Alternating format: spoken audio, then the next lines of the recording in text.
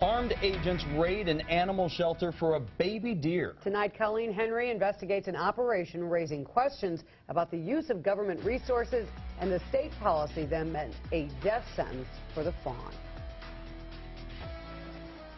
It was like a SWAT team. 2 weeks ago, Ray Schulze was working in the barn at the Society of St. Francis on the Kenosha, Illinois border when a swarm of squad cars arrived, bearing a search warrant. 9 DNR agents and 4 deputy sheriffs, and they were all armed to the teeth. The focus of their search, a baby fawn, brought here by an Illinois family worried she'd been abandoned by her mother. When it made a little noise, it sounded like it was laughing. Schulze deals mostly with dogs and cats. He videotaped the fawn they named Giggles during the 2 weeks she was here.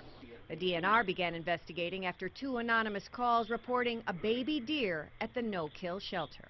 The warden drafted an affidavit for the search warrant, complete with aerial photos in which he describes getting himself into a position where he was able to see the fawn going in and out of the barn. Agents told staff they came to seize the deer because Wisconsin law forbids the possession of wildlife. I said, the deer is scheduled to go to the wildlife reserve the next day. A wildlife reserve in Illinois, which allows the rehabilitation of deer. Schulze says agents corralled workers near the picnic area, then set out in search of the fawn. I was thinking in my mind, well, yeah, they're going to take the deer and take it to a wildlife shelter. And then here they come carrying the baby deer over their shoulder like a bag. She was in a body bag. I said, why did you do that? He said, well, it's our policy. And I said, well, that's one hell of a policy. The Department of Natural Resources spoke to 12 News about the fawn by phone. Supervisor Jennifer Niemeyer says the law requires DNR agents to euthanize animals like Giggles because of the potential for disease and danger to humans. These are always very difficult situations for both parties involved, and we are empathetic to the fact of what happened because we know in their heart of hearts they tried to do the right thing.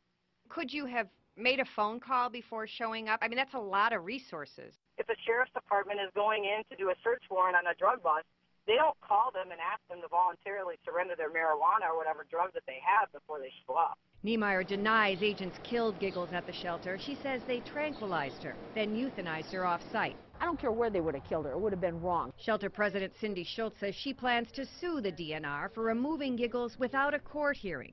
She also questions what such an operation costs taxpayers. They went way over the top over a little tiny baby deer. When I saw Giggles being carried across the thing, yeah, I did cry. Ray Schulze says he has nightmares about the baby deer raid. He still hasn't moved Giggles' feed bowl or baby bottle. Penalties for possessing wild deer can run into the thousands of dollars in fines and even jail time. But despite the allegations outlined in its search warrant, the DNR tells 12 News it will file no charges against the St. Francis shelter. Back to you.